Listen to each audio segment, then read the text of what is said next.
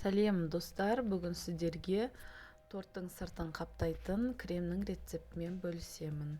Бұл крем чиз на масле деп аталады. Ең алдымен сапасы жақсы сары майға қант ұнтағын салып, жақсылап араластырамыз. Үстіне творожный сырды саламыз. Барлығын бірге 1 минуттай миксерлейміз. Крем дайын болды. Бұл крем көріп тұрғандарыңыздай өте тығыз, торттың сыртын қаптауға өте ыңғайлы. Осы шыққан кремді қалаған бояуға болады. Мен осы көк бояуға боядым. Менде гелевый краситель, аз-аздан салып бояймыз. Қалаған түстеріңіз шығарып аласыздар. Осы дайын болған кремді кондитерлік пакетке салып, алдын ала дайын тұрған тортымызды қаптап шығамыз, айналдырып.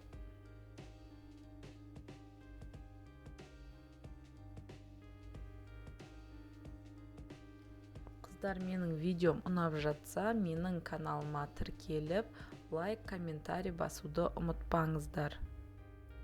Достарыңызбен де бөлісіңіздер. Бізде бұл торттың іші молочная девочка торты. Менде торт бір түн холодильникте тұрды. Тортты қаптамас бұрын торттарыңыз 7-8 сағат холодильникте тұрғаны дұрыс. Енді осындай кондитерлік спатулмен түзулейміз, және бізге шпатель қажет. Пластмасс не болмаса темір шпатель жарайды, және осы шпателімізбен жақсылап айналдырып түзулеп шығамыз. Артық кремдерін алып тастаймыз. Крем жетіспей қалған жерлерін үстінен кремдерді жағып, тағы да шпателімізбен айналдырып тегістеп шығамыз.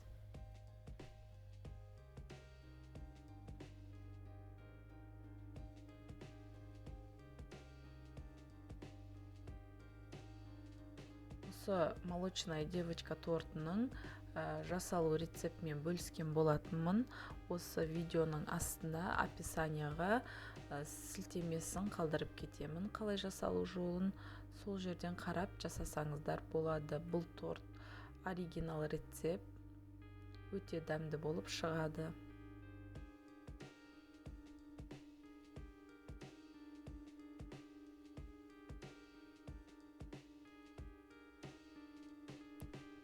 Торттың сыртын осылай қаптап алдық. Шеті түзу әрі тегіс болып шығуы қажет. Әркімге әртүрлі уақыт кетеді, қолдарыңыздың үйренгеніне байланысты әдемілеп қаптап шығыңыздар. Енді қаптап болған тортымызды қалағанымызша әсемдесек болады. Мен безелермен әсемдеп шықтым, және шоколадтан жасалған шариктер қойдым.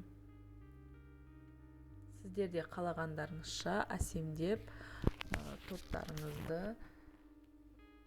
сәндеуге болады.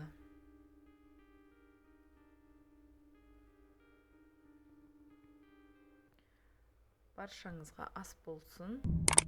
Сау болыңыздар.